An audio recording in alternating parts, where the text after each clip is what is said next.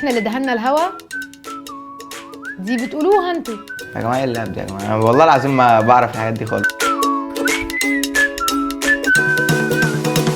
عايزه اسال شويه كلمات وتقولي دي معناها ايه. ماشي؟ يعني ايه جعجعه؟ برطامه مثلا. لا. يعني ايه عصبصب؟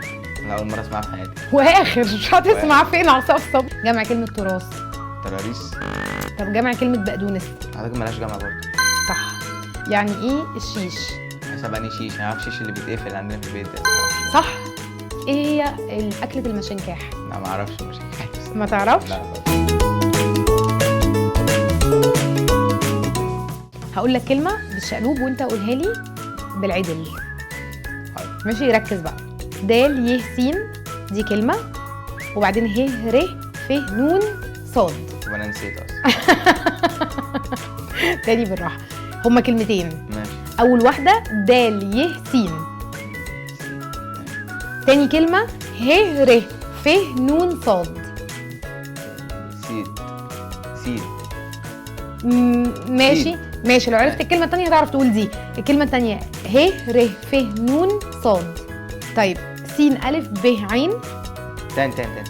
س ا ب ع د واو د ح. يا جماعه ايه اللعب ده يا جماعه؟ انا والله العظيم ما بعرف الحاجات دي خالص. ر ي س ن ا س ا.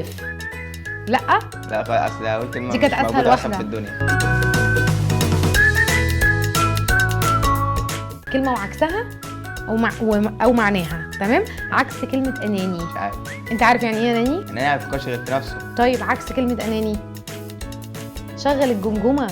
يعني الجمجمه في العربي دي فاشله خالص بصراحه. شايف هو مش اناني يعني. اكيد مش لا. كلمة أصلاً. يعني ايه هين؟ تهون. هين دي غيرها. غير تهون. تهون اللي اعرفها اللي هي تلطف عليا يعني. ما انا لو قلت لك معناها هبقى بقول لك الاجابه. هنحاول في الامثال الشعبيه. طيب ما يعيبش الراجل الا، حاول ما يعيبش الراجل الا جيبه، جوزك على ما تعوديه وابنك على ربي. صح. كيد النسا غلب كيد. مش لاقي حاجه نفس الوزن. بحاول. احنا اللي دهنا الهوا، دي بتقولوها انتوا. ان كان لك صاحب لا تعامله ولا تسيب. لا. طب هقول لك كلمتين ثلاثه حاجات بتاعت بنات، عايزه اشوف انت تعرفها ولا لا. ماشي؟ يعني ايه تنكيني؟ ما اعرفش بقى ايه ده. يعني ايه تن؟ بتاع كام بتحط هنا كده. صح. اشمعنى دي اللي كلكم بتعرفوها؟ عشان اسهل حاجه.